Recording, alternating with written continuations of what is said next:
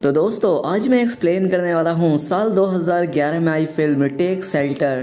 Film की शुरुआत होती है और हमें कर्टिस को दिखाया जाता है जो कि बड़ा ही परेशान होकर आसमान में गरजते बादलों को देख रहा था और देखते ही देखते अचानक से बारिश शुरू हो जाती है। लेकिन यहाँ पर हैरानी की बात यह होती है कि पानी की जगह यहाँ पर अजीब सा एक वाटर ऑयल बरस रहा था। अब इसके बाद सीन चेंज होकर हमें दिखाया जाता है कि कर्टिस तैयार होकर अपनी फैमिली के साथ ब्रेकफास्ट करता है और उन्हें बाय कहकर अपने काम पर निकल जाता है। और जब वो बाहर निकलता है तो आसमान एकदम साफ होता है। तो आखिर वो गरजते हुए काले बादल कहाँ गए, ये हमें इस मूवी में आगे पता चलेगा। तो फिल्म की शुरुआत में कर्टिस को देखने से ही हमें पता लग जाता है कि वो एक मिडिल क्लास आदमी है। उसकी वाइफ का नाम सेमेंथा है और उसकी एक बेटी है जिसका नाम हैना है, जो कि सुन नहीं पाती। और कर्टिस एक कंस्ट्रक्शन कंपनी में काम करता है और घर के खर्चों में हाथ बटाने के लिए सेमेंथा भी छोटा मोटा सिलाई का काम करती है। खैर अब सेमेंथा अपने गार्डन में खेल रही होती है और यहाँ पर खेलते हुए उसके हाथ में एक लकड़ी का टुकड़ा लग जाता है। लेकिन तभी वहाँ पर सेमेंथा पहुंच जाती है और उससे वो टुकड़ा लेकर वहीं पास में फेंक देती है। और ये लकड़ी के टुकड़े कर्टिस ने काफी समय से संभाल कर रखे थे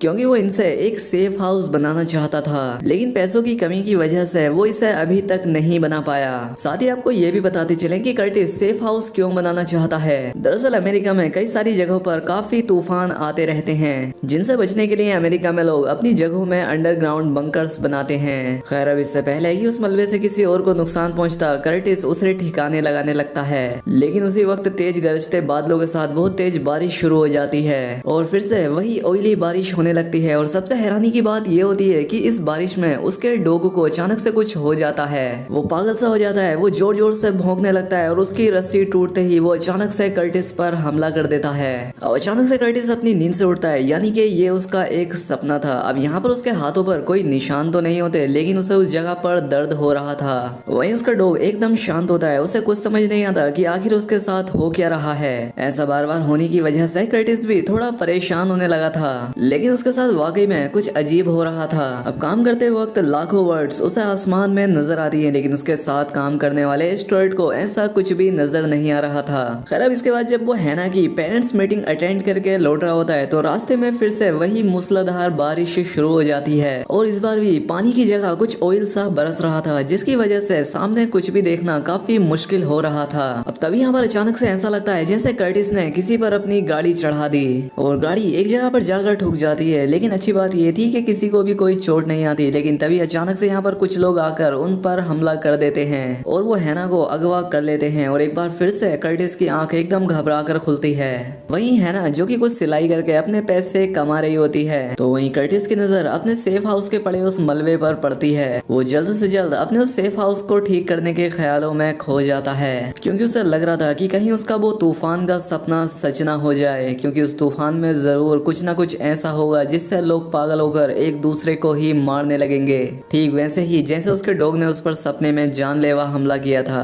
और इसीलिए उन्हें तूफान से बचने के लिए सेफ हाउस की जरूरत तो पड़ेगी ही, लेकिन उनके पास इतने पैसे नहीं होते कि वो उसे ठीक से बना सकें, ताकि जब मुसीबत आए तो वो उसमें अपने दिन बिता सके। अब कर्टिस की बेटी खिड़की की तरफ देखती हुई नजर आती है और जब कर्टिस वहां जाकर देखता है तो कोई अनजान आदमी उसे घूर रहा था। अब देखते ही देखते पूरा घर हिलने लगता है, घर का सारा फर्नीचर हवा में तैरने लगता है। कर्टिस को भी बहुत दर्द होने लगता है और तभी अचानक से वो फिर से नींद से उठता है। वो इतना डर जाता है कि वो अपने बेड में ही पेशाब कर देता है और साथ ही वो इस बारे में अपनी वाइफ को भी बताकर उसे टेंशन नहीं देना चाहता था, इसलिए वो उसे कुछ भी ना बताने का फैसला करता है। अब अगले दिन वो डॉक्टर के पास जाता है और अपनी सारी हालात उन्हें बता देता है कि उसे किस तरह के हेलुसिनेशन और डिल्यूजन आ रहे हैं। डॉक्टर को ये कोई मानसिक बीमारी लगती है, इसीलिए वो उसे कुछ दवाइयाँ लिख देते हैं और साथ ही एक साइकाइट्रिस्ट हायर करने के लिए कहते हैं। लेकिन कर्टिस के पास इतने पैसे नहीं होते कि वो किसी साइकाइट्रिस्ट को अफोर्ड कर पाए और इसीलिए वो इस वक्त उस डॉक्टर की लिखी हुई उन दवाइयों को लेने का ही फैसला करता है। वहीं उनकी फैमिली के लिए खुशखबरी आती है कि इंश्योरेंस कंपनी ने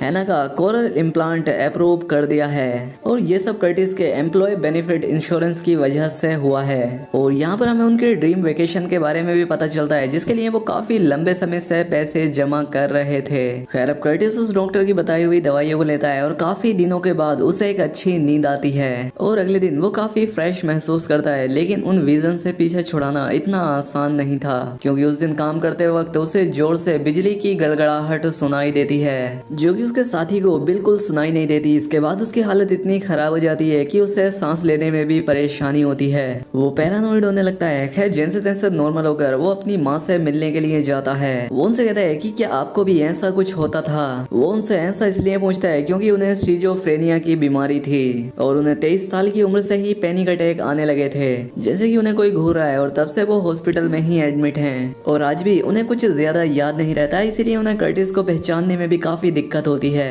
अब कर्टिस को काफी चिंता होती है क्योंकि उसे अपना इलाज ही नहीं मिल रहा था और साथ ही उसके पैसे भी खर्च होते जा रहे थे।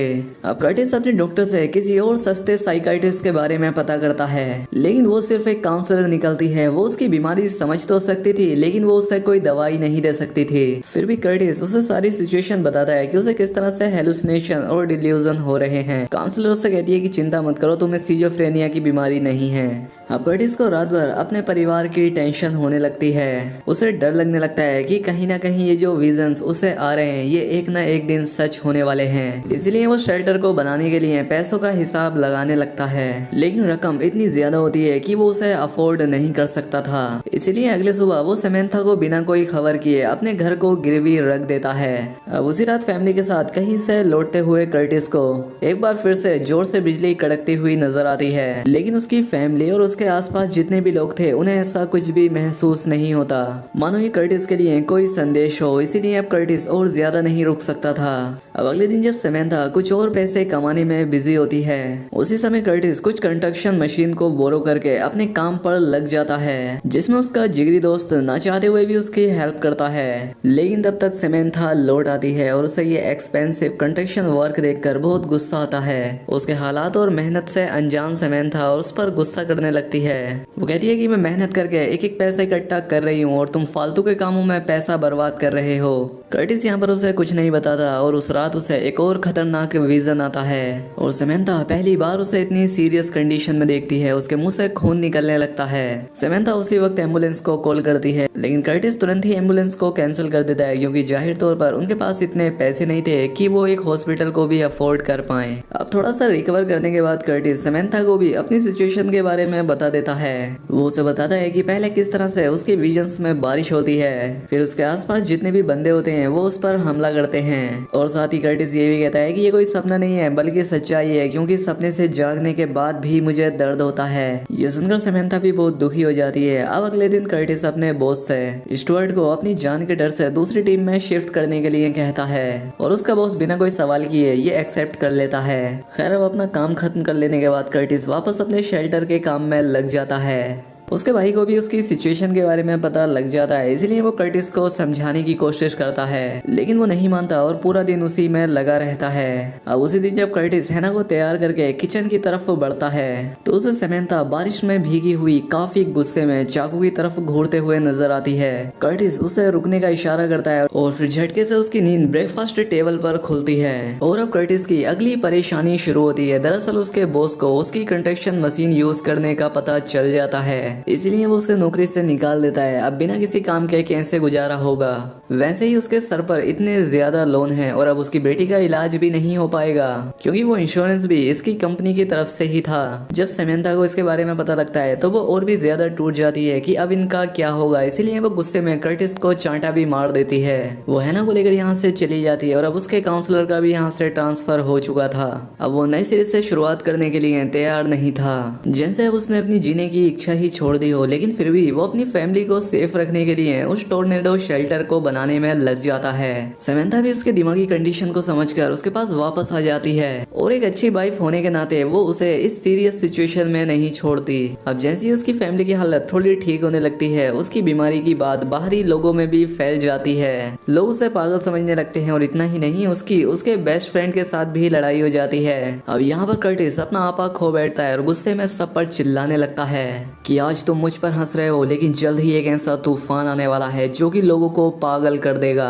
तुम सब एक दूसरे को मारने लग जाओगे, तुम खुद हैवान बन जाओगे और तब सिर्फ मैं और मेरा परिवार बचेगा। ये बातें सुनकर उसकी फैमिली भी घबरा जाती है और इसके बाद अब कर्टिस रोने लगता है। लेकिन समंथा अपने पति की मेंटल कंडीशन को देखते हुए इस बार भी वो उसका साथ नहीं छोड़ती। अब उसी दिन जब कर्टिस अपने ट्रक में काम कर रहा होता है तो उसका वो भयानक सपना सच में बदलता हुआ नजर आने लगता है, क्योंकि लाखों की तादाद में बर्ड्स आसमान में मंडराती हुई नजर आती हैं। वो उन पर हमला करने लगती हैं और देखते ही देखते बड़े बड़े बर्ड्स की बारिश होने लगती है।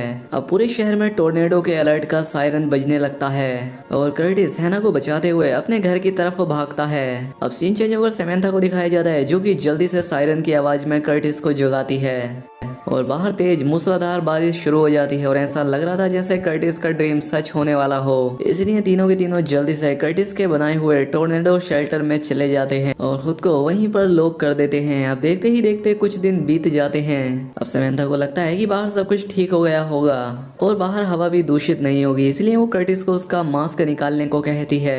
काफी कहने के बाद कर्टिस अपना मास्क निकाल देता है, लेकिन वो अभी भी दरवाजा खोलने को तैयार नहीं होता, क्योंकि उसे अभी भी डर होता है कि अगर पानी बाहर भरा होगा तो दरवाजा खोलते ही वो बंकर में आ जाएगा।